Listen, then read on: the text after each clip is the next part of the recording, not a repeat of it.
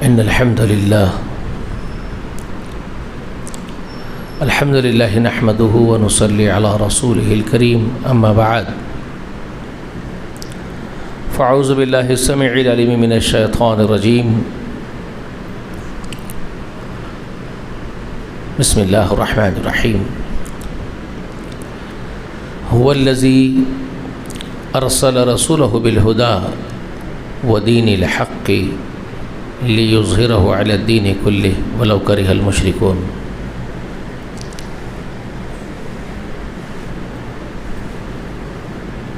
تعریفیں حمد و ثنا بڑائی و بزرگی اللہ وحدہ لا شریک کے لیے لائق و زیبا ہے۔ درود و سلام ہو تمام انبیاء و تمام مرسلین پر، خصوصاً اللہ کی بے شمار رحمت و برکت نازل ہو نبی آخر الزمان محمد رسول اللہ صلی اللہ علیہ وآلہ وسلم پر، سلام ہو رسول اللہ کے اہل بیت پر، اور سلام ہو ان کے تمام متبعین پر۔ دین محمد صلی اللہ علیہ وآلہ وسلم کے عنوان سے جو درس مسجد حاضہ میں چل رہا ہے، گزشتہ اس درس میں اللہ کا تعارف جو اللہ نے قرآن مقدس میں آیت الکرسی کے ذریعے سے بیان فرمایا ہے، ہم اس پر غور و فکر کر رہے تھے۔ اللہ نے اپنا تعارف بیان کرنے کے بعد اس کے سوا کوئی معبود نہیں ہے، جس کی دعوت رسول اللہ نے دی اپنے قوم میں، یا قومی قولوا لا الہ الا اللہ۔ تو لا الہ الا اللہ کا مطلب کیا ہے، یہی بات سمجھانے کے لیے ہم نے اللہ کا تعارف بھی آپ کے سامنے پیش کیا، جو آیت الکرسی کے ذریعے سے آپ کے سامنے رکھا گیا۔ اس کے بعد رب کبریا نے ارشاد فرمایا کہ لا اکراہ فی الدین قد تبین الرشد من الغی فمن یکفر بالطاغوت ویؤمن باللہ فقد استمسک بالعروۃ الوثقی لا انفصام لها واللہ سمیع علیم۔ یہ آیت نمبر 256 ہے، 256ویں آیت کریمہ بقرہ کی۔ اللہ نے فرمایا کہ دین میں کسی قسم کا جبر نہیں، کوئی زور نہیں، کوئی جبر نہیں دین میں ہمارے ہیں۔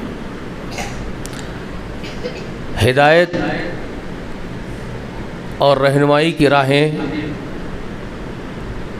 بالکل واضح ہے گمراہی سے اور اندھیروں سے۔ بس جو کوئی طاغوت کو ٹھکرا دے، اللہ وحدہ لا شریک پر ایمان لے آئے، اس نے بہت مضبوط سہارا اپنے لیے پکڑ لیا ہے، کچھ بھی اس کا بگڑے گا نہیں، کوئی نقصان اس کا نہیں ہوگا، کچھ نہیں بگڑے گا اس کا۔ وہ اللہ سب کچھ سننے اور جاننے والا ہے۔ اس کے بعد آیت نمبر 257 میں اللہ تعالیٰ نے یہ بات بھی ارشاد فرمائی ہے، اللہ ولی الذین آمنوا یخرجوہم من الظلمات الی النور والذین کفروا اولیاؤہم الطاغوت یخرجونہم من النور الی الظلمات اولئک اصحاب النار ہم فیہا خالدون۔ اللہ نے آیت الکرسی میں جو اپنا تعارف پیش کیا، یہ بتا دیا کہ جان لو اللہ وہ ہے جس کے سوا کوئی دوسرا معبود نہیں ہے، وہی حقیقی زندہ ہے، اس کو کسی نے زندگی نہیں دی، اس کی زندگی اپنی ہے، ذاتی ہے، قدیم ہے، ابد ابد سے وہ تھا، ابد ابد وہی رہے گا، کچھ نہیں تھا تو وہی تھا، کچھ نہیں ہوگا تو وہی ہوگا۔ اس نے تمام زندگیاں عطا کی ہے، ساری زندگیاں کائنات میں جتنی ہے سب اس کی بھیک میں ہے، ملی ہے، اس کی عطا کردہ ہے۔ کائنات کی خلق ہر ایک چیز کی، مخلوق کی زندگی حادث ہے جو وجود میں آئی ہے اور عارضی ہے، ختم ہو جائے گی، دوام۔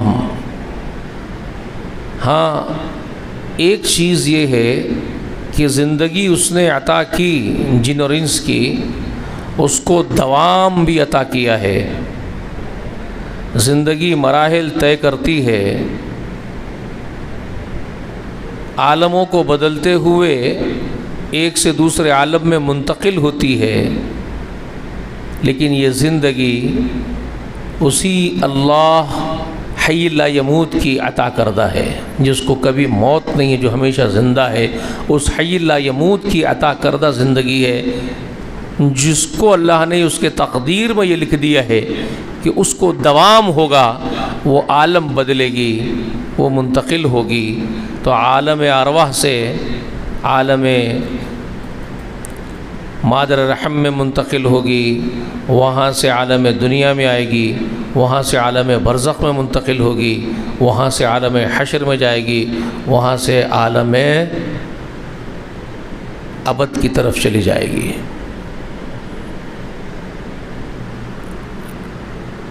سمجھ میں آ رہا ہے؟ یہ سب تھوڑا فلسفہ ہو جائے گا آپ کے لیے شاید، ایک لمبی چوڑی علمی بحث، علمی باتیں ہیں، لیکن یہ حقیقتیں ہیں۔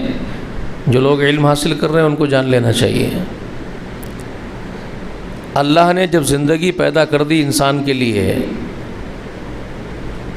تو اس کو اللہ نے مراحل سے گزارنا اس کی تقدیر میں لکھ دیا ہے، اس کو عالم میں بدلنا ہے۔ پہلا عالم عالم ارواح ہے، جہاں روحوں کا عالم ہے، جس کا ذکر سورۃ الاعراف میں اللہ نے کیا کہ آدم کی پشت سے اس کی ذریت کو نکال کر کے ان سب سے عہد و پیمان ہوئے، الستو بربکم والے، کیا میں تمہارا رب نہیں ہوں؟ قالوا بلا شہیدنا، سبوں نے کہا ہاں تو ہمارا رب ہے، ہم گواہی دیتے ہیں اس کے۔ تو یہ جو گفتگو ہوئی ہے یہ کہاں کی ہے؟ عالم ارواح کی ہے۔ وہ ایک زندگی کا پہلا مرحلہ تھا، پہلا عالم تھا جہاں زندگی تھی، وہاں سے اس کو منتقل کیا گیا ہے۔ اب وہ کہاں کہاں منتقل ہوتے ہوئے آئی ہے؟ وہ عالم نباتات میں گئی ہے، سمجھ رہے ہیں آپ؟ عالم تین میں بھی ہے اس کا حصہ، مٹی میں اس کو رکھا گیا، جسم کو۔ اب جسم کے ساتھ وہ روح تھی یا وہ روح نہیں تھی، اس کو ہم واضح طور پر نہیں کہہ سکتے، اس لیے میں اس کو نہیں چھیڑتا ہوں۔ جب مٹی کی شکل میں تھی تو صرف جسامت ہو سکتا، جسم کا حصہ ہو سکتا ہے، روح تو عالم ارواحی میں تھی، کیونکہ وہ واضح ہے احادیث سے اور قرآن کے ذریعے سے۔ میں جو آپ کو بتا رہا ہوں یہ واضح ہے۔ مٹی میں صرف جسم کا حصہ رکھا گیا، جسامت کا، پھر اس کے بعد وہی جسم کا حصہ منتقل ہوا نباتات میں، یعنی کھانے والی ترکاریوں میں، اناج میں، وہ منتقل ہوا ہے، وہ جسم کا حصہ ہے۔ پھر وہی جسم کا حصہ لیکن زندگی سے خالی نہیں ہے، زندگی کو اور روح کو کبھی مت ملائیے، روح اور زندگی ایک نہیں ہے، ایک اس لیے میں نے کہا کہ ایک فلسفیانہ بات ہو جائے گی لوگوں کے لیے۔ زندگی اور روح ایک نہیں ہے، ٹھیک ہے؟ پھر وہی جسامت کا حصہ منتقل ہوا نباتات سے نکال کر کے اس کو عالم نطفہ میں منتقل کر دیا گیا، منی کے نطفے میں چلے گیا، کسی ایک مرد کے منی میں چلے گیا، وہاں سے منتقل ہوا مادر رحم میں، کسی عورت کے رحم میں قرار پایا، وہاں وہ زندگی پنپنے لگی، اس زندگی کی شروعات اس لوتھڑے کی، اس جسامت کے حصے کی زندگی کی شروعات مادر رحم میں ہوئی، وہ وہاں سے اب بڑھنے لگا، بننے لگا، اس کی خلقت شروع ہوئی مادر رحم میں۔ اب اس کے حصے بڑھے، اس منی کے نطفے کا لوتھڑا بنا، لوتھڑے کی بوٹی بنی، بوٹی سے ہڈی کی شکل اختیار کر کے اس پر گوشت چڑھایا گیا، پھر اس کو ایک صورت دی گئی، اس میں حرکت ڈالی گئی، اس طرح وہ وجود میں آیا۔ پھر اس روح کو جو عالم ارواح میں تھی اس کو لا کر کے اس جسم کے بنے ہوئے جسامت کے پتلے میں اس کو جوڑ دیا گیا، اس روح کو لا کے چھوڑ دیا گیا۔ جب وہ 4 مہینے کچھ دن کا ہو گیا، اس کے بعد وہ عالم دنیا میں پیدا ہوا، جس کا ذکر تفصیل کے ساتھ قرآن کرتا ہے ہمارے سامنے، سورہ حج میں ہے، سورہ مؤمنون میں ہے، تفصیل کے ساتھ بیان ہے کس طرح تخلیق ہوئی ہے انسان کی۔ پیدا ہوا، بڑا ہوا، ایک وقت آیا جس کے مقدر میں جتنی زندگی لکھی گئی تھی دنیا میں رہنا، اتنا ہی عالم دنیا میں رہے۔ کسی کے لیے لکھا گیا عالم دنیا میں 1 گھنٹہ رہنا تو 1 ہی گھنٹہ رہا، کسی کو لکھا گیا کہ مادر رحم میں ہی فوت ہو جا تو مادر رحم میں ہی فوت ہو گیا، کوئی دنیا میں آ کے فوت ہو گیا، کوئی گھنٹہ 2 گھنٹے رہ کے فوت ہو گیا، کوئی مہینہ 2 مہینے رہ کے فوت ہو گیا، کوئی سال 2 سال رہ کے فوت ہو گیا، کوئی 100 سال رہ کے فوت ہوا۔ اس سے کیا فرق پڑا؟ جس کے لیے جتنا حصہ لکھا گیا عالم دنیا کا وہ اتنا حصہ جیا اور چلا گیا۔ پھر یہاں سے منتقل ہو کے کہاں گیا؟ عالم برزخ میں گیا، برزخ سے منتقل ہوا، ہوگا، ابھی ہوا کوئی بھی نہیں ہے۔ برزخ میں تو بہت سارے منتقل ہو گئے ہیں، کروڑوں چلے گئے ہیں، لیکن ابھی برزخ کے آگے کا جو انتقال ہے وہ ابھی کسی کا نہیں ہوا ہے، سب برزخ کے حد تک ہی محدود ہے۔ برزخ سے آگے جب انتقال ہوگا ہر ایک کا، وہاں جب منتقل ہوں گے، وہ عالم حشر ہے اور اس کا آنے کا ایک دن متعین ہے، وہ باقی ہے، ابھی وہاں کوئی منتقل نہیں ہوا ہے۔ عالم حشر میں جائیں گے، وہاں کھڑے ہونا ہے، ایک ایک پائی کا حساب ہوگا، بہت بھیانک اور بڑا دن ہے۔ اس دن کے بعد جب فیصلے ہوں گے، اس کے بعد عالم عبد کی طرف انتقال ہوگا، حشر سے وہاں منتقل کیے جائیں گے۔ عالم عبد کیا بنے گا؟ یا جنت یا جہنم،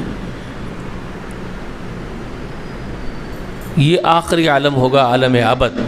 پھر اس زندگی کو دوام ہی دوام ہے، کبھی خاتمہ نہیں ہے، لیکن یہ زندگی دوام ہونے کے اعتبار سے خالق کا دعویٰ نہیں کر سکتی۔ یہ نہیں کہہ سکتی یہ زندگی کہ ہمیں تو اتنا سارا دوام حاصل ہے پھر کبھی خاتمہ نہیں ہے، تو تیرا بھی خاتمہ نہیں اور میرا بھی خاتمہ نہیں، اور تو اور میں ایک نہیں ہو سکتے۔ جب کچھ نہیں تھا تو صرف تو تھا، میں تو بعد میں تو نے وجود میں لایا تو وجود میں آیا ہوں، ابھی تیرے طفیل میں یہ دوام ہے، تیری عطا اور تیری بھیک میں میرا یہ دوام ہے، عبد کی زندگی ہے، تو نے دیا اس لیے ہے، تو تیری برابری میں تو کبھی نہیں کر سکتا نا، کسی قیمت پہ نہیں کر سکتا، تو رب ہے اللہ۔ تو یہ ہے الحی اللہ القیوم، یہ ساری تفصیلات میں نے آپ کو سنا دی۔ تو اللہ نے اپنا تعارف مکمل طور پر اسی آیت الکرسی کے اندر بیان کر دیا، ٹھیک ہے؟ اللہ وہ ہے، اس کے سوا کوئی معبود نہیں ہے، وہی زندہ و جاوید اور وہی قائم رہنے والا، قائم رکھنے والا، اس کو نہ اونگ آتی ہے نہ وہ سوتا ہے، ساتوں آسمانوں اور زمین میں جو ہے اسی کا ہے، کسی کی مجال ہے جو اس کے سامنے لب کشائی کرے سفارش کرنے کے لیے؟ ہاں، جسے وہ اجازت دے، وہی تو جانتا ہے تمہارے سامنے اور پیچھے کیا ہے، آگے اور پیچھے، اس کے علم میں کوئی چیز احاطہ نہیں کر سکتی۔ ہاں، جس قدر وہ کسی کو علم عطا کرنا چاہتا عطا کرتا ہے، اس کی بادشاہت، اس کی کرسی کی وسعت ساتوں آسمانوں اور زمین کو گھیری ہوئی ہے، وہ بہت بلند، وہ بلند والا جی اس ساری کائنات کا حفاظت کرنے والا اور سارے عالم کی حفاظت کرنا اس کے لیے تھکانے والا کام نہیں، وہ بڑی عظمت و بلندی والا ہے۔ یہ اپنا تعارف اس نے آیت الکرسی میں پیش کیا۔ اس کے بعد اللہ نے کہا لا اکرہ فی الدین، دین میں کوئی جبر، کوئی زبردستی نہیں ہے۔ قد تبین الرشد من الغی، رشد و ہدایت کی راہیں گمراہیوں سے، اندھیاروں سے بالکل واضح ہیں، اور واضح ہم نے کر دی ہے۔ فمن یکفر بالطاغوت، تو جو کوئی طاغوت کو ٹھکرائے، طاغوت کا انکار کر دے۔ طاغوت کیا ہے؟ طاغوت کا مطلب کیا ہے؟ طاغوت کا مطلب یہ ہے کہ اللہ کے ماں سوا کوئی چیز ہو، کوئی شے ہو، کوئی طاقت ہو، کوئی پاور ہو، کوئی اقتدار ہو، جس کو آپ اللہ رب کبریا کے اقتدار کا حق دے دے،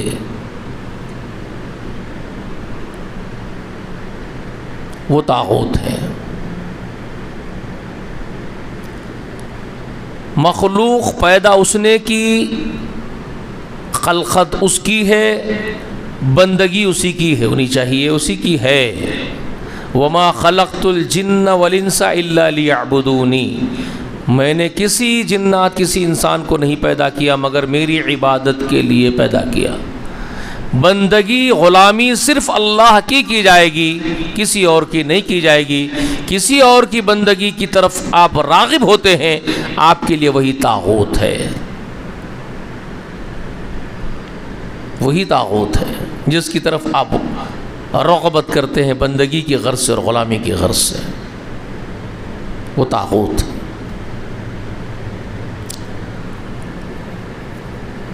الا لہ الخلق والامر، خبردار پوری تخلیق کائنات کی جتنی ہے وہ صرف اللہ کی ہے، اور والامر، اور اس سارے سنسار پر، پوری سرشٹی پر، پورے یونیورس پر حکمرانی اسی کی ہے، اسی کی ہے۔ آپ قانون بنانے کا حق کسی اور کو دے دیں گے، حکمرانی کا حق کسی اور کو دے دیں گے، وہی ہے آپ کا طاغوت، وہی آپ کا طاغوت ہے آپ کے لیے۔ یہ حق صرف اور صرف اللہ رب کبریا کا حق ہے۔ تبارک اللہ رب العالمین، جو زبردست برکتوں والا ہے، جو سارے عالم کا اصل رب ہے، اور رب کو ہی رب ہونے کا حق ہے، کسی اور کو ربوبیت کا حق نہیں ہے۔ تم کسی اور کو ربوبیت کا حق دے دو گے، وہی آپ کا طاغوت ہے۔ کسی کو دو آپ یہ کہہ سکتے ہیں کہ اگر آپ کسی اللہ کے بہت نیک ترین بندے کو بھی حق دے رہے ہیں تو وہ بھی طاغوت ہے۔ اصل کے اعتبار سے وہ طاغوت نہیں ہے، آپ نے اس کو طاغوت اپنے لیے بنا لیا ہے۔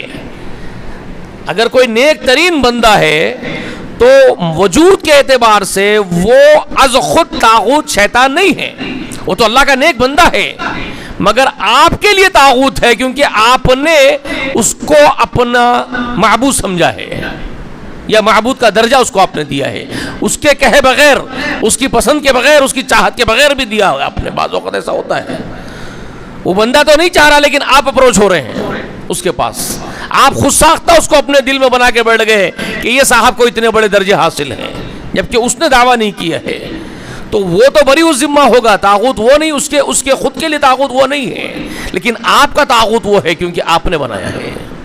بات سمجھ میں آ رہی ہے؟ یہی وجہ ہے سورہ نساء جب آپ پڑھ رہے ہیں، فیصلہ کرانے کے واسطے حضرت عمر کے پاس گیا تھا، لیکن اللہ نے کہہ دیا کہ طاغوت کے پاس فیصلہ کرانے جاتے ہیں۔ اب عمر تو طاغوت نہیں تھے، عمر تو بہت نیک ترین بندے، اللہ تعالیٰ کے مقرب ترین بندوں میں سے ایک بندے ہیں، پھر طاغوت کس کے لیے بنے؟ حضرت عمر طاغوت نہیں ہے، لیکن اس کی سوچ طاغوت ہے جو ان کے پاس فیصلے کے لیے گیا ہے. اس کے نزدیک تو وہ غیر اللہ ہے نا, اللہ تو نہیں ہے عمر. اللہ کا جو شریعت کا قانون ہے وہ تو اللہ کا قانون ہے. عمر کو تو حق نہیں ہے کہ وہ قانون بنائے یا فیصلہ کرے, لیکن اس نے سمجھا, جانے والے نے, کہ عمر فیصلہ بہتر کریں گے. تو جب اس نے یہ سمجھ لیا کہ اللہ کے سوا عمر بہتر فیصلہ کریں گے, اس کے لیے عمر خود طاغوت ہے, لیکن از خود عمر طاغوت نہیں ہے. یہ فلسفہ بہت گہرا ہے سمجھنے کا. بات سمجھ میں آئی سمجھ میں بات آپ کو؟ تو ہر وہ شے طاغوت ہے جو اللہ کے, یہ جو تعارف اللہ نے پیش کیا آیت الکرسی کے اندر, اس کا کسی کو بھی ساجھے دار بنایا جائے. جتنی باتیں آیت الکرسی کے اندر میں نے آپ کے سامنے رکھی, گزشتہ 2-3 درسوں میں سمجھایا آپ کو اللہ کے تمام اوصاف جو اللہ نے بیان کیے اپنے تعارف میں, انٹروڈکشن میں. اللہ وہ ہے, اس کے سوا کوئی معبود نہیں ہے, کوئی الہ نہیں ہے. تو الہ کی ساری تفصیلات میں نے آپ کو بتا دی. الہ کی تفصیل کیا ہے, الہ ہوتا کیا ہے, الہ کس کو کہتے ہیں, آپ کو سمجھا دیا میں نے. حی, الحی کے معنی کیا ہے, الحی القیوم جو اپنے آپ کو پیش کر رہا ہے, الحی کیا ہے, القیوم کیا ہے. میں نے الحی بھی آپ کو بتایا, القیوم بھی آپ کو بتایا, کوشش کی ہے سمجھانے کی آپ کو. جس کو نہ اونگ آتی ہے نہ وہ سوتا ہے, وہ اللہ کی صفت ہے. سارے جہاں کی سلطنت, بادشاہت, جاگیر اسی ایک کی ہے. لہو ما فی السماوات ما فی الارض. کوئی نہیں اس کے جناب میں سفارش کرنے والا. جس کو وہ اجازت دے گا وہ کرے گا. وہ حشر کے دن کا معاملہ ہے. یعلم ما بین ایدیہم وما خلفہم, وہ جانتا ہے تمہارے آگے اور پیچھے. سارا علم اسی کا ہے, علم کے خزانے اسی کے پاس ہے. ٹھیک, اس کے علم میں کوئی چیز احاطہ کرنے والی نہیں, جسے جتنا چاہتا ہے دیتا ہے. اس کی بادشاہت وسیع کرسیہ السماوات والارض, ساتوں آسمان زمین کو گھیری ہوئی اس کی بادشاہت. یہ ساری تفصیلات میں نے آپ کو بتائی. ولا یعود حفظہما وہو العلی العظیم, سارے کائنات کو تھامنا اس کے لیے تھکانے والا کام نہیں. ان کی حفاظت کرنا, پورے عالم کی حفاظت کرنا اس کے لیے تھکانے والا کام نہیں ہے. وہ بہت اونچائی اور بلندی والا, وہ عظمت والا ہے. یہ اس کا تعارف ہے. اس میں سے کوئی بھی آپ کسی کے لیے تصور کرتے ہیں وہ طاغوت ہے آپ کا. کسی کو ساجھیداری دیں گے آپ اس میں, وہ آپ کے لیے طاغوت ہے. تو اللہ نے یہاں یہ بات ارشاد فرمائی کہ اے محمد, میرا تعارف تو پیش کر دیا گیا صلی اللہ علیہ وسلم, میرا تعارف تو میں نے پیش کر دیا, میں کیا ہوں, کون ہوں. آیت الکرسی میں میں نے سب کچھ بتا دیا. اب آپ بھی زبردستی جبرن میرے پاس لا کے کسی کو مت ڈالیے. جبر کر کے میرے سامنے کسی کو جھکانے کی, میرے سامنے لا کے ڈالنے کی ضرورت نہیں. لا اکراہ فی الدین, دین میں کوئی جبر نہیں, کسی قسم کا جبر نہیں, کوئی جبر نہیں. نادان ہے, بیوقوف ہے وہ لوگ جو یہ کہتے ہیں کہ دین تلوار کے زور سے پھیلا ہے, ڈنڈے کے زور سے پھیلا ہے. ہے ہی نہیں ہمارے دین کے اندر جبر. شروع سے ہی, روز اول سے ہی کہہ دی گئی بات. اللہ کا تعارف کروا دو, اللہ کی پہچان کروا دو, اللہ کا انٹروڈکشن کروا دو, بتا دو اللہ کون ہے, اس کے بعد چھوڑ دو. کسی کو زبردستی میرے پاس مت لاؤ. جو آنا چاہتا وہ آئے, جو نہیں آنا چاہتا نہ آئے. کسی پر کوئی جبر نہیں ہمارے پاس. اللہ وہ نہیں ہے کہ زبردستی اپنا سجدے کروائے گا تم سے. اللہ جبرن سجدے تم سے نہیں کروائے گا, جبرن تم سے قیام رکوع نہیں کروائے گا, جبرن اپنی اطاعت فرمانبرداری تم سے نہیں کروائے گا. اللہ جو ہے وہ ہے, اپنے آپ محمود ہے, اپنے آپ خالق ہے, محمود وہی ہے, خلاق العلیم وہی ہے, الہ العالمین وہی ہے, رب العالمین وہی ہے. وہ کسی کا محتاج نہیں ہے. تو جو آنا چاہے وہ آئے گا, جو آئے گا وہ پائے گا, جو نہیں آئے گا وہ کھو دے گا. تو کسی قسم کا جبر مت کیجیے آپ. لا اکراہ فی الدین, قد تبین الرشد من الغی. یقیناً رشد و ہدایت کجیوں سے, کجرویوں سے, اندھیریوں سے, ٹیڑھے پن سے بالکل واضح ہے. سمجھ رہے ہیں آپ؟ گمراہیوں سے ہدایت واضح کر دی گئی ہے. فَمَن يَكْفُرْ بِالطَّاغُوتِ، بس جو طاغوت جو اللہ کے ماں سوا ہے ان سب کا انکار کر دیا، وَيُؤْمِن بِاللَّهِ، اور اللہ پر ایمان لے آیا، اس نے اپنے سارے معاملے اللہ کے سپرد کر دیے، مکمل یقین اللہ پر کر لیا کہ کوئی شے ایسی نہیں پورے کائنات میں جو ہماری بگڑی بنائے، جو میری مرادیں پوری کرے، جو میری حاجتیں پوری کرے، جو میری رہبری و رہنمائی کرے، جو مجھے شفا عطا کرے، جو مجھے صحت عطا فرمائے کسی معاملے میں لے لیجیے زندگی کے، جو مجھے اولاد دے، جو میری پریشانی دور کرے، جو مجھے روزی کا انتظام کرے، کشادہ کر دے میرے رزق، کوئی ہے ہی نہیں پورے عالم میں، وہ صرف اور صرف اکیلا اللہ ہے. یؤمن باللہ فقد استمسک بالعروۃ الوثقی، جس نے اللہ پر کامل یقین لا کر کے اللہ کو پکڑ لیا تو اس نے کیا کیا؟ فقد استمسک، اس نے تھام لیا، اس نے پکڑ لیا کیا؟ فقد استمسک بالعروۃ الوثقی، بہت مضبوط کڑا پکڑ لیا، مضبوط سہارا پکڑ لیا، ویری اسٹرانگ سپورٹ اس نے پکڑ لیا ہے. اس سے بہترین سپورٹیو، اس سے زیادہ بہترین کام کرنے والا، مدد دینے والا، بگڑیاں بنانے والا، کافی ہو جانے والا، اس کے برابر کوئی ہے ہی نہیں کائنات جیسا. بہت طاقتور، بہت بڑی طاقتور ہستی کو اس نے پکڑ لیا ہے، سپریمو پاور کو اس نے پکڑ لیا ہے. لن انفصام لہا، کچھ بھی بال باقا نہیں ہوگا اس کا،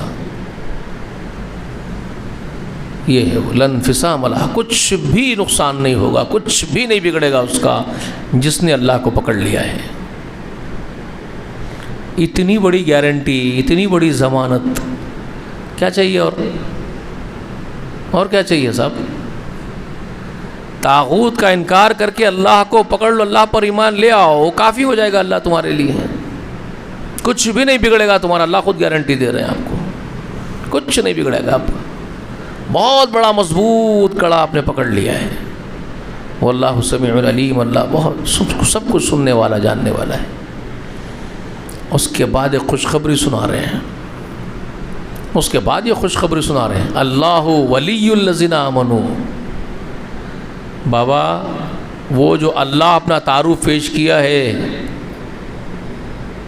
جو کہا ہے اللہ لا الہ الا ہو، اللہ وہ ہے، اس کے سوا کوئی معبود نہیں ہے، تو وہ اللہ جس نے اپنا تعارف پیش کیا اور جس کو تم مان لیے ہو، طاغوت کا انکار کر کے اللہ پر ایمان لے آئے ہو، بہت مضبوط کڑا پکڑ لیے ہو، سن لو، اللہ ولی الذین آمنوا، اللہ سرپرست، بزرگ، ولی سب کچھ بن جاتا ہے مومنوں کا. کارساز، ولی، بڑا بزرگ، سرپرست اللہ بن جائے. بھائی ذرا سوچو، حقیر سے دنیا میں چاپلوسیاں کرتے ہیں، تو چاپلوسی کرتے کیوں ہیں لوگ؟ کبھی سوچے آپ؟ اہل اقتدار کی، دولت مندوں کے تلوے جو چاٹتے ہیں، دولت مندوں کے چاپلوسیاں کرتے ہیں، اقتدار والوں کے سامنے ان کی جی حضوری کرتے ہیں، مائی باپ بناتے ہیں. ریزن کیا ہے؟ کیوں بناتے ہیں جی؟ بڑے سپریمو طاقت کوئی ہے جی، تو ان کے پاس جا کے سرنڈر ہو جاتے ہیں. بادشاہ سلامت کے سامنے جا کے جی حضوری اس لیے کرتے ہیں کہ بادشاہ سلامت اگر ہمارے ہو گئے تو پھر سارے کام بن جاتے، ہر کام بنتے رہتا، آپ کوئی نقصان ہی نہیں ہے.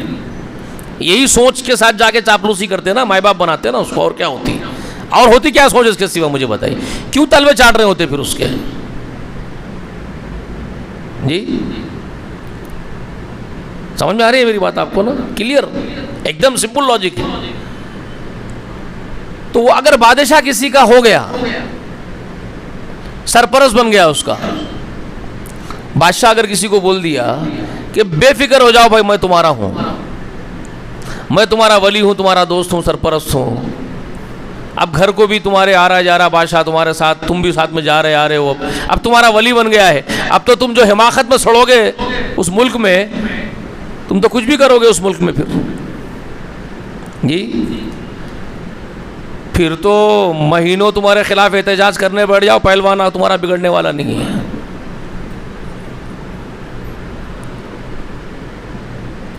مائی باپ تمہارے، بادشاہ سلامت تمہارے ہیں، سرپرست ہے تمہارے، تمہارا کیا بگڑے گا؟ تو سمجھ نہیں آئی بات آپ کو؟ کائنات پیدا کرنے والا، کائنات کا خلاق العلیم، رب العالمین، سنسار کا رچیتا، سرشٹی کرتا، اگر وہ خود کہے کہ میں مجھ پر ایمان لانے والوں کا میں ہی سرپرست بن جاتا ہوں، تو اب ہم کو دنیا میں سے کسی کے تلوے چاٹنے کی ضرورت باقی ہے؟ کسی کی چاپلوسی کی ضرورت باقی ہے؟ کسی کی جی حضوری کی ضرورت باقی ہے؟ جب دنیا میں سے کوئی تمہارا ہو گیا تو تم اتراتے ہو، کہیں نہیں سماتے ہو۔ خالق کے اوپر یقین ہو جائے کہ وہ میرے لیے کافی ہے، تو کس کو خاطر میں لائیں گے؟ ہر ایک کو ٹھوکر پر رکھیں گے آپ۔ ارے چل بھائی چل، تیرے سے میرا کیا لینا دینا ہے؟ کیا بننا، کیا بگڑنا ہے؟ میرا خالق میرے لیے کافی ہے۔ یہ یقین کی ضرورت ہے۔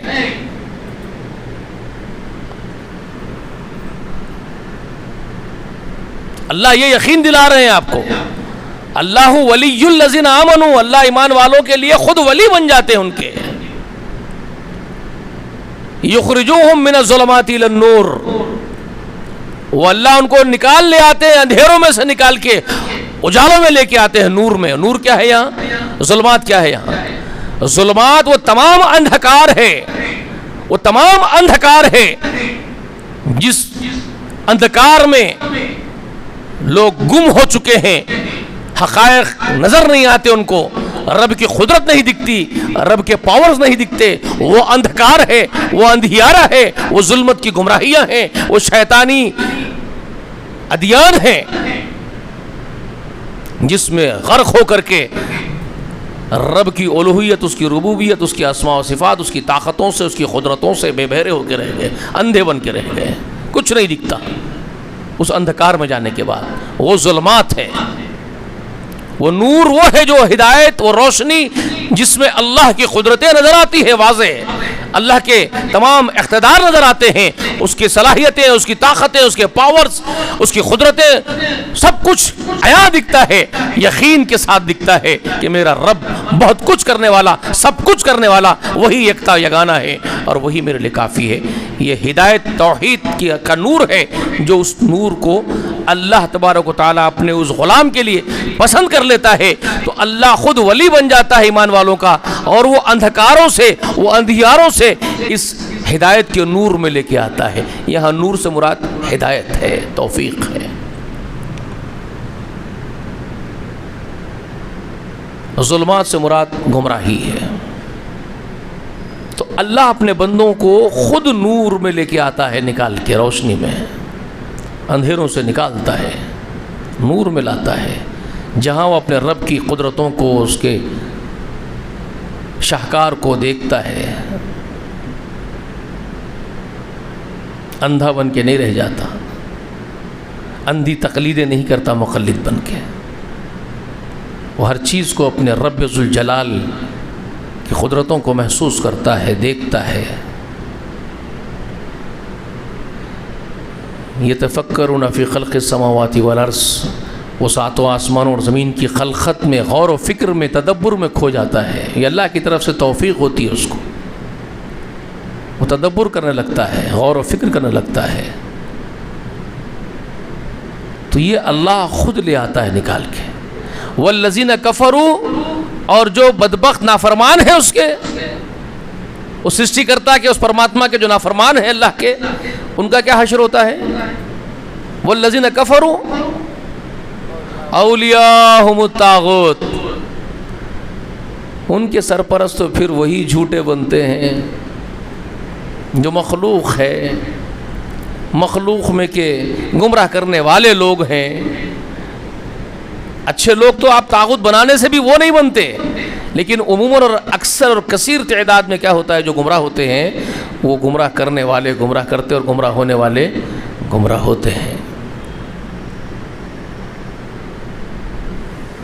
بے شمار بابائیں مل جاتے ہیں، باباؤں کی جے جے کار ہوتی ہے، ان کی آوبھگت ہوتی ہے، ان کے آستھانے سجائے جاتے ہیں، سونے اور ہیرے جڑے ہوئے کرسیوں پر بابا تخت پر بیٹھتے ہیں، بابا کے سامنے پریا پنکھا کرتی ہے۔ یہ سارا سسٹم پھر وجود میں آتا ہے جو اپنے پیدا کرنے والے حقیقی پربھو کے خلاف غداری پر اتر آتے ہیں، اپنے پرماتما کو چھوڑ کر کے، اپنے پربھو کو چھوڑ کر کے، ودھاتا کو چھوڑ کر کے، ان داتا کو چھوڑ کر کے، پھر وہ ان شیطانوں کے پیچھے لگ جاتے ہیں، دھوکے بازوں کے پیچھے لگ جاتے ہیں، ان کی جے جے کار کرنے لگ جاتے ہیں۔ تو والذین کفروا اولیاءہم الطاغوت، پھر ان کے سرپرست یہ ان طاغوت کو بنا لیتے ہیں، ان جھوٹوں کو اور کذابوں کو بنا لیتے ہیں، جو بننا بھی چاہتے ہیں، جو بننے کی دعوت بھی دیتے ہیں، اپنے آپ کو خدا بنا کر کے پیش کرتے ہیں، اور یہ بدبخت ان کو اپنا خدا مان بھی لیتے ہیں۔ تو یہ کیا کرتے ہیں؟ جو جھوٹے خدا بن کے بیٹھے ہوئے ہیں اور جو جھوٹے بھکت بن کے ان کے پاس گئے ہیں، ان کا حشر کیا ہوتا ہے؟ تو پھر یہ طاغوت، یہ شیاطین کیا کرتے ہیں؟ یخرجونہم من النور الی الظلمات، وہ بدبخت ان کو بہترین اجالوں سے، روشنیوں سے نکال کر کے اندھکار میں ڈھکیل دیتے ہیں، گمراہیوں کے اندھکار میں ڈھکیل دیتے ہیں، ان کا جیون سروناش کر دیتے ہیں، جو ابد باقی رہنے والا ہے وہ جہنم کے حوالے، نرک کے حوالے کر دیتے ہیں۔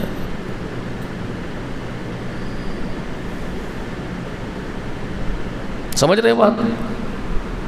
یہ ہے آیت نمبر 257 میں جو اللہ تعالیٰ نے بیان فرمایا، اولئک اصحاب النار ہم فیہا خالدون۔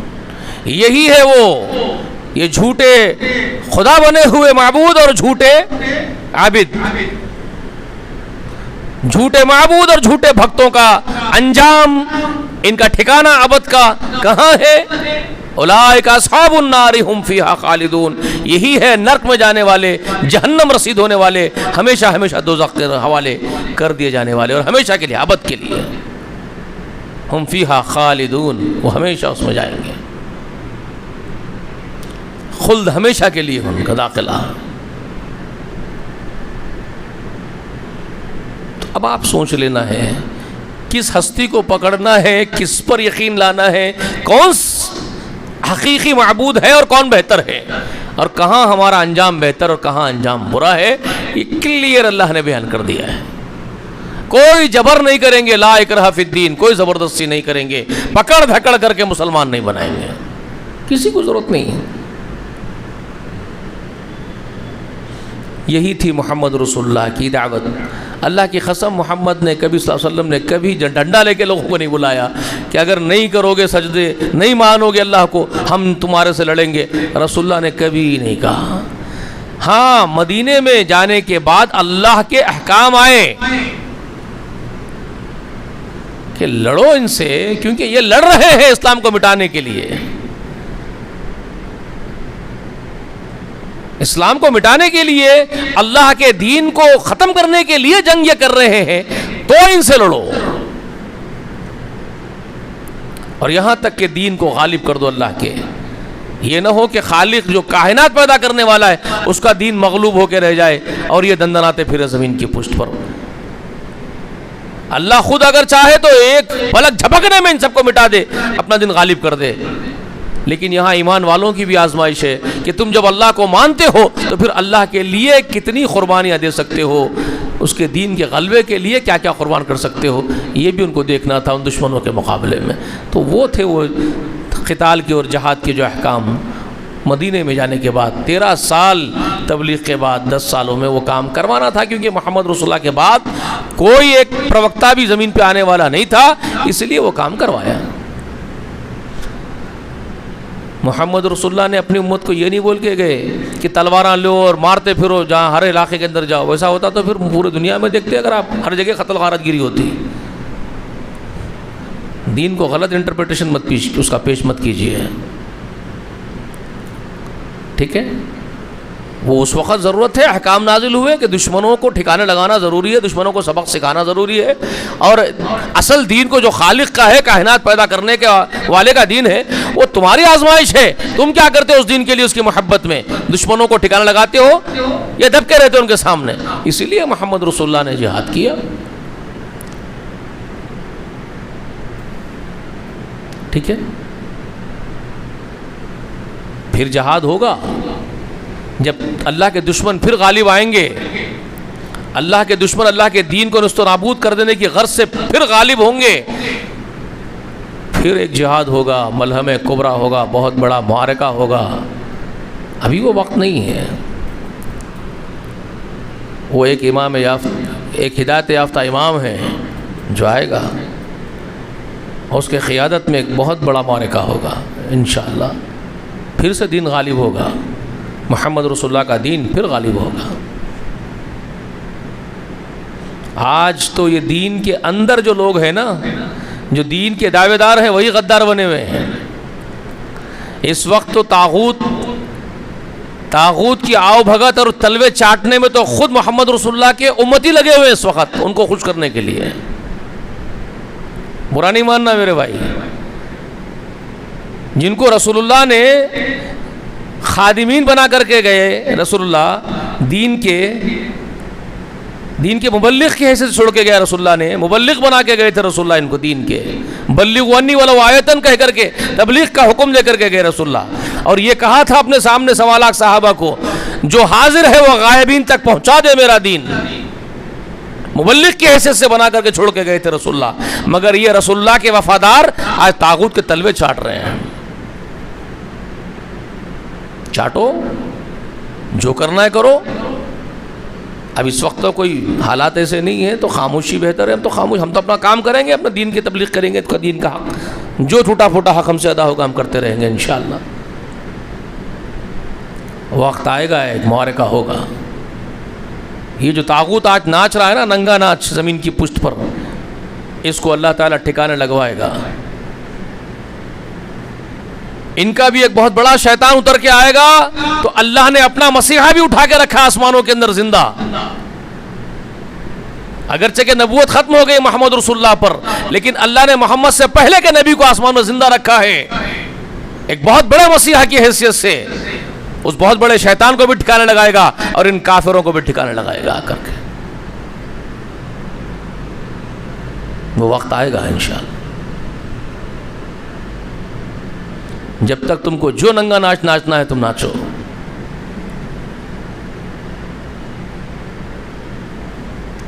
تو یہ وہ حقائق ہیں سورۃ البقرہ کے جو میں نے آپ کے سامنے رکھ دیے۔ یقین کرو گے اللہ کافی ہے،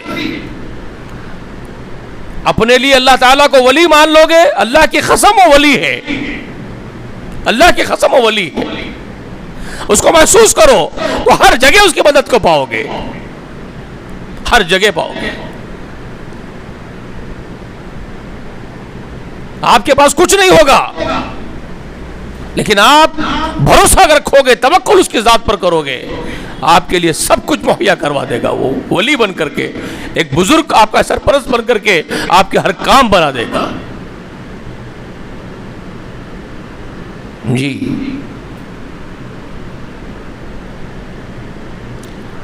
ٹوٹی پھوٹی گاڑی پر پھرنے والا ایک آدمی، لوگ کہتے تھے ٹوٹی پھوٹی گاڑی پہ کیا پھرتا ہے بھائی، ارے 5-10 ہزار روپے بندے کا بینک میں تو اچھی نئی گاڑی تیرے لیے آ جاتی ہے، یار یہ کیا تماشا کر رہا ہے۔ 20 سال پہلے 25 سال پہلے کی بات ہے، اگر کوئی ایک ٹوٹی پھوٹی گاڑی میں 100 روپے کا پیٹرول روز خرچ کر رہا ہے شہر میں پھر کے، تو 100 روپے کا پیٹرول بہت بڑی بات تھی اس وقت۔ تو لوگ تانے مار رہے ہیں کہ 100 روپے اس میں خرچ کرنا عقل کی بات ہے کیا، اور ٹوٹی پھوٹی گاڑی یہاں دھکے مار رہا ہے، وہاں ڈھکل رہا ہے، وہاں میکینک کرنے جا رہا ہے۔ تو غلام کہتا ہے کہ رب اگر چاہے تو وہ عطا کرنے پر میرا ولی، میرا سرپرست کافی ہے، لیکن اس کی نافرمانی میں پیسہ ڈال کے تو نہیں جاؤں گا، بینک سود کے بینک میں اس کی نافرمانی کر کے، اس سے جنگ کر کے تو نہیں جا سکتا۔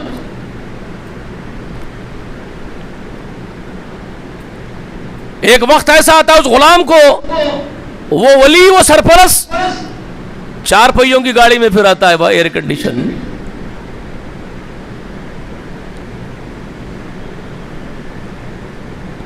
جو کبھی سائیکل پہ جا کے راشن کی دکان کی لائن میں ٹھہرتا تھا،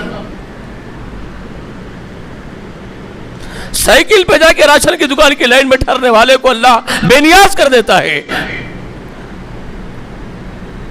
وہ ولی بن جاتا ہے اپنے بندوں کا۔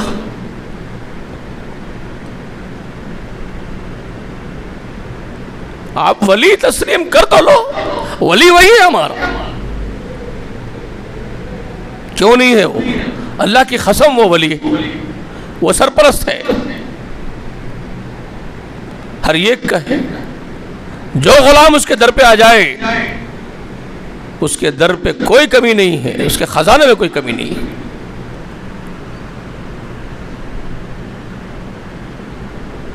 مگر آپ در بدر کے بھکاری بن کے یہاں وہاں بھیک مانگنے کے عادی ہو گئے ہو، تو اب پھر کیا کرے گا وہ؟ تم کو تو آزاد چھوڑ کے رکھا ہے وہ، تم فیصلے کرو، تم جاؤ، جو چوز کرنا ہے کرو۔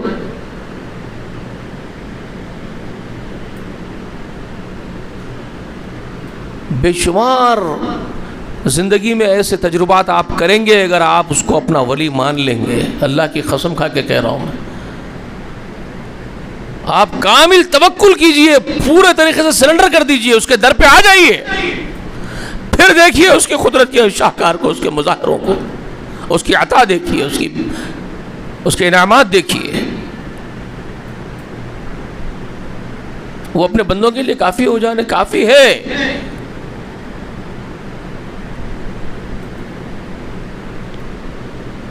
الیس اللہ کاف بعبدہ، سورہ زمر میں اللہ تعالیٰ یہ سوال پوچھتے ہیں، معلوم ہے آپ کو کہ اللہ اپنے غلام کے لیے کافی نہیں ہے کیا؟ اللہ سوال پوچھ رہے، اللہ پوچھ رہے ہیں ایک بندے کے لیے، ایک بھکت کے لیے، کیا اس کا پربھو ایک بندے کے لیے اس کا رب کافی نہیں ہے کیا؟ الیس اللہ کاف بعبدہ، اس کے بندے کے لیے اللہ خود کافی نہیں ہوتا ہے کیا؟ یقیناً کافی ہوتا ہے، کیا کمی ہے اس کے خزانے میں؟ یہی تو بتایا آیت الکرسی میں آپ کو، لہو ما فی السماوات و ما فی الارض، ساتوں آسمانوں اور زمین کی ساری جاگیریں اسی کی ہیں، سب کچھ اسی کا ہے، پھر تم کس کے در پہ جا کے بھیک مانگ رہے ہو؟ یا ایھا الناس انتم الفقراء الی اللہ واللہ هو الغنی الحمید، انسانوں تم سب اس کے در کے فقیر ہو، ایکسپٹ کر لو اس کے در کی فقیری کو، اس کے در پہ آ جاؤ، اس کو سرپرست بنا لو، ولی بنا لو، کارساز بنا لو، اس کے در کے فقیر بن جاؤ، وہ اکیلا کافی ہو جائے گا تمہارے لیے، وہ غنی و حمید ہے۔ تم یہاں وہاں ہاتھ پسارو، یہاں وہاں جھولی لے کے پھرو، یہاں وہاں سر رگڑو، اپنے ماتھے پیٹتے پھرو، تو تمہاری بدبختی ہے۔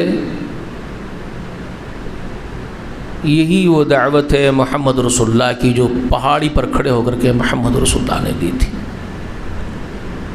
یا قومی قولوا لا الہ الا اللہ، یہی بات پیش کی تھی محمد رسول اللہ نے، اے میری قوم کہو اللہ کے سوا کوئی معبود نہیں ہے، تفلحو، تم فلاح پا جاؤ گے، تم کامیاب ہو جاؤ گے، وتملک العرب والعجم، عرب بھی اور عجم بھی تمہارے زیر نگرانی آ جائے گا، تم کو اقتدار دے دے گا تمہارا رب، تم کو حاکم بنا دے گا۔ تملک العرب کہا، تملک العرب والعجم، تمہاری ملکیت بنا دے گا اللہ، عرب ہی نہیں عجم بھی۔ اور اللہ نے دکھایا، جو وعدہ کیا وہ دکھایا، محمد رسول اللہ کی زبان سے جو کہلوایا وہ دکھایا۔ کچھ بھی قوم نہیں تھی صاحب، وہ قابل ذکر قوم نہیں تھی دنیا میں، خاطر میں لاتے تھے وہ قوم کو، اونٹوں کے چروائے، بکریوں کے چروائے، بدوی، ریگستان میں رہنے والے، پسینوں کی بو آتی تھی، پینے کا پانی نہیں تھا وہ قوم کے پاس، بکریوں کے ریوڑ لے کے پھرنے والے، حقیر سمجھتے تھے دنیا والے ان کو، کوئی چیز نہیں ہے قوم۔ اللہ رب کبریا نے دکھا دیا، 6 بر اعظم اللہ نے ان کے قدموں میں ڈال دیا کر کے، قسطنطنیہ ایران ان کے قبضوں میں، سپریم پاورز روم ان کے قبضے میں، وہ لوگ جس کو تم یہ سمجھتے تھے کوئی حیثیت نہیں ہے قوم کی، یار ریگستان میں رہتے، پسینوں کی بو آتی، بکریاں چراتے، اونٹا ہاک لیتے پھرتے،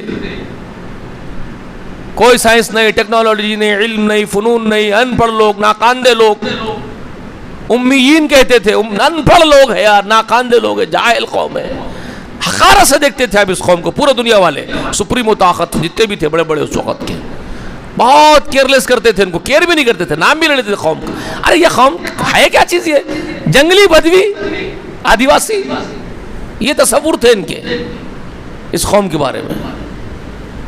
بڑی بڑی جنگیں ہوتی تھی، اقتدار کی لڑائیاں ہوتی تھی، تو کہاں روم لڑ رہا ہے عراق ایران سے، سمجھ رہے ہیں آپ؟ یہ ہوتی تھے جنگیں، یہی ٹکراؤ تھا، یہی اہمیت دیتے تھے ایک کو ایک، یہ علاقہ قبضہ کرو، یہ علاقہ قبضہ کرو، فارس کو جا کے قبضہ کر لو، رومی کہہ رہے روم کو جا کے قبضہ کر لو، فارسی، ایک مثالیں دے رہا ہوں میں آپ کو، قسطنطنیہ کی طرف جاؤ، دنیا ہے یہ، عربوں کی کیا دنیا ہے یار، یہ تو ریگستان پڑا ہوا کھلا میدان، ریگستان میں رہنے والی جنگلی مخلوق، ان کو کون دیکھتا ہے؟ لیکن اس وقت یہ لوگ تعجب میں آ گئے، یہ لوگ اس وقت حیران و سجدر رہ گئے تھے پورے دنیا کے لوگ کہ یہ ریگستان سے کون اٹھ گئے بھئی آخر، یہ ایسا کیسا اٹھ گیا، یہ طوفان، یہ کیسی آندھی اٹھ کے آئی ہے ریگستان سے، یہ کہ پوری سلطنتیں کھا جا رہی ہے، جگہ جگہ جو ہے قبضہ کر رہے، جھنڈے گاڑ رہے ہیں اسلام کے۔ تو یہ آندھی، یہ طوفان کیسے اٹھا ہے جانتے ہیں؟ یہ اللہ نے برپا کیا بذریعہ محمد صلی اللہ علیہ وسلم کے۔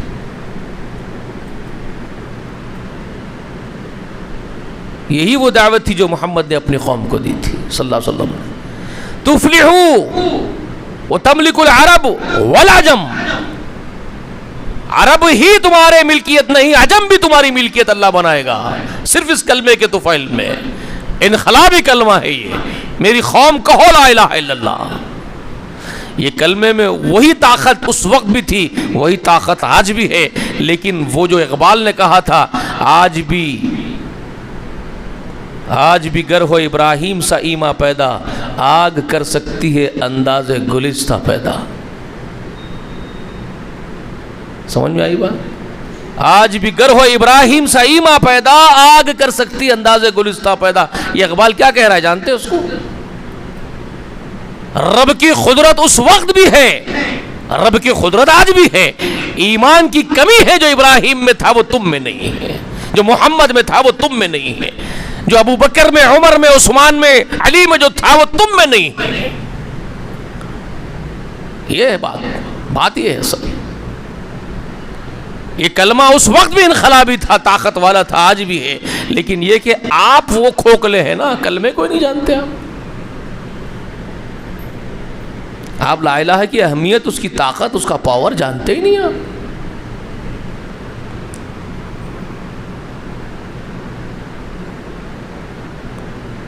اتنی عظیم دعوت تھی محمد رسول اللہ کی، یا قوم قولوا لا الہ الا اللہ تفلحوا وتملک العرب والعجم۔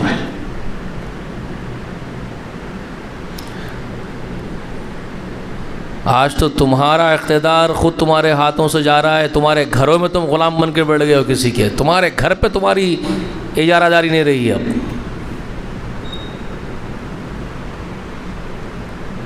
اتنے مجبور ہو گئے تم گوروں کی غلامی کرنے پر۔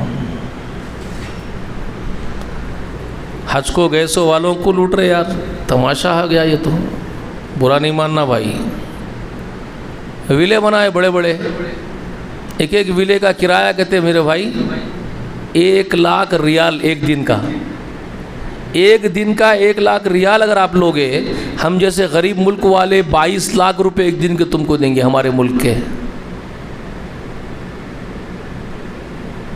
ہاں 20 لاکھ 22 لاکھ ہم تم کو پے کریں گے ایک دن کے۔ کتنے ہمارے پاس ایسے ہیں جن میں یہ طاقت ہے ایک دن کے 20 لاکھ تم کو پے کر سکے؟ 2-4 لاکھ روپے پورے حج کے خرچہ ہم برداشت کرنے سے قاصر ہے ہمارے پاس کے غریب غربا۔ تم کو ترس نہیں آتا انسانیت پر؟ اللہ کی عبادت کے لیے, اللہ کے گھر کے لیے وہاں آئیں گے, ہم لاکھوں روپے خرچ کریں گے تمہارے پاس, کہاں سے لائیں گے ہم کہاں سے لائیں گے بھائی جی؟ اور تم کمپنیوں کو بلا کے دے دیے کانٹریکٹس گوروں کو لوٹنے کے لیے ہم سے, لاکھوں روپے ہم سے نکالو ہمارے حلق میں سے ڈال کے, عبادت کے لیے, اللہ کی بندگی کے لیے. کہاں سے لا کے دیں گے ہم؟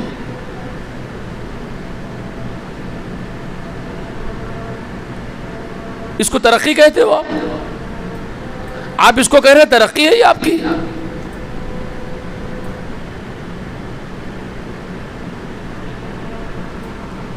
خیر, اللہ کافی ہے ہمارے لیے. پھر وہی بات, اللہ ولی ہے, سرپرست ہے, کارساز ہے, وہی کرے گا ہمارا انتظام انشاءاللہ.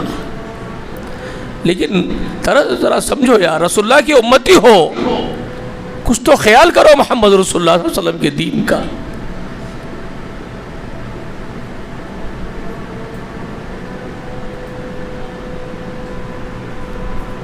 بہت کچھ کہنے کے لیے ہے, بہت کچھ سننے کے لیے ہے.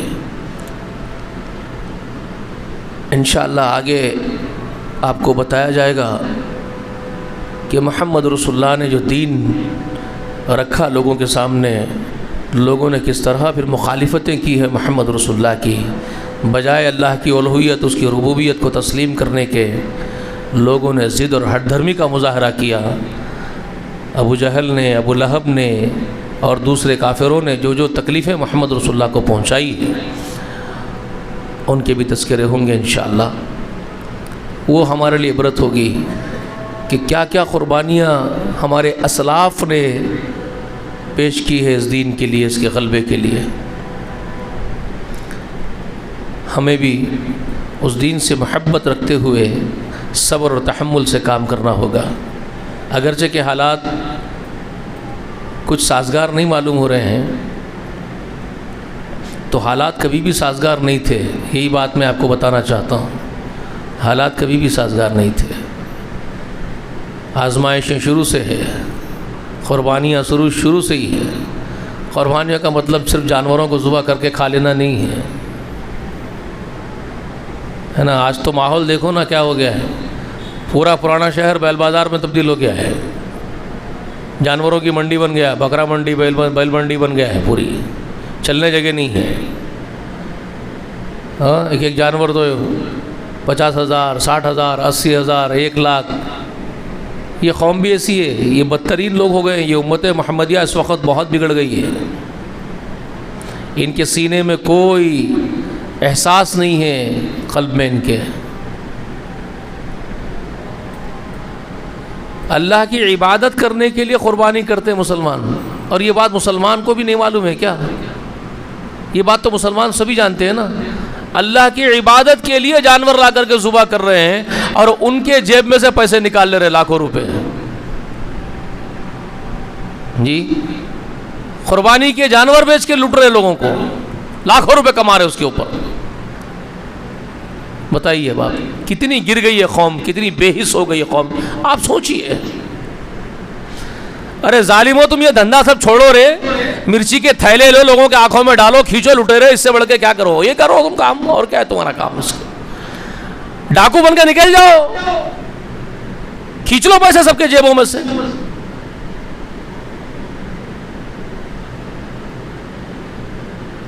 کیا کر رہے ہیں؟ مسلمان کر رہے ہیں بھائی. مسلمان آپ کے بستیوں میں کون ہے؟ یہ لوگ لا کے کون بیچ رہے ہیں؟ کوئی دھنگر لا کے بیچ رہا ہے؟ کوئی دھنگر لا کے جانور بیچ رہا ہے کیا؟ مجھے بتائیے. اور دھنگر جانور لا کے بیچ رہا ہے تو ذرا جا کے دیکھیے وہاں پر بھی, آپ کو عبرت ہوگی. یہ آپ کی گلی کا جو لنگی بنا ہوا مسلمان جس ریٹ میں آپ کو جانور بیچ رہا ہے, جو قیمت آپ سے اینٹ رہا ہے, یہ اصول رہا ہے, اس کو سامنے رکھو. اور جو دھنگر لا کے بیچتا ہے سٹی کالج کے پاس, مہندی پٹنم کے پاس, وہاں جا کے دیکھو, آدھے پیسوں میں جانور بیچتا ہے آپ کو اس کی قیمت کے. یہ جو قیمت لے رہا ہے آپ سے, مثال دے رہا ہوں, اگر یہ 20,000 آپ سے اینٹ رہا ہے, 10,000 میں بیچ کے جائے گا وہ بکرا. آپ کافر اس کو بول رہے ہو, اور وہ نہیں لوٹ رہا ہے آپ سے.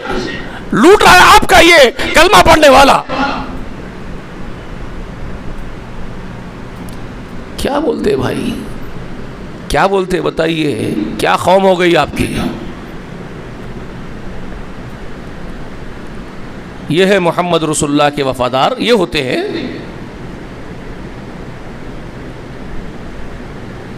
ان ظالموں کو بہت مار پڑنے والی, یاد رکھنا, ان کو تو بہت جوتے پڑیں گے. قدرت برداشت کر رہی ہے, حلم ہے, حلیم اس کا نام ہے, وہ حلم والا ہے, تحمل کا مظاہرہ کر رہا ہے, لیکن جس دن جوتے پڑوائے گا نا, کوئی پرسان حال نہیں ہوگا.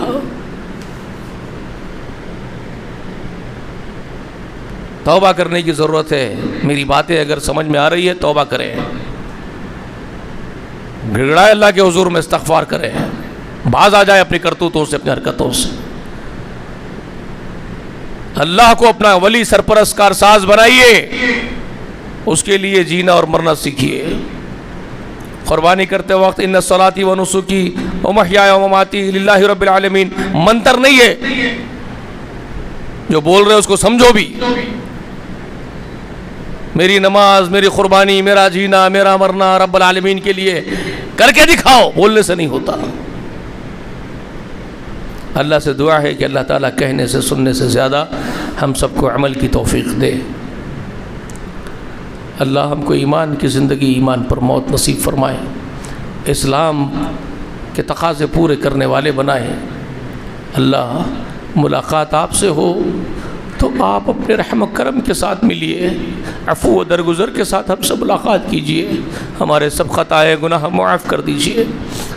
دنیا میں بھی آپ ہمارے سرپرست ولی ہمارے لیے کافی ہو جائیے, اور آخرت میں بھی آپ ہی ہمارے لیے کافی ہو جائیے. آمین. وآخر دعوانا الحمد للہ رب العالمین. وصلی اللہ علی نبینا محمد وعلی آل محمد وبارک وسلم.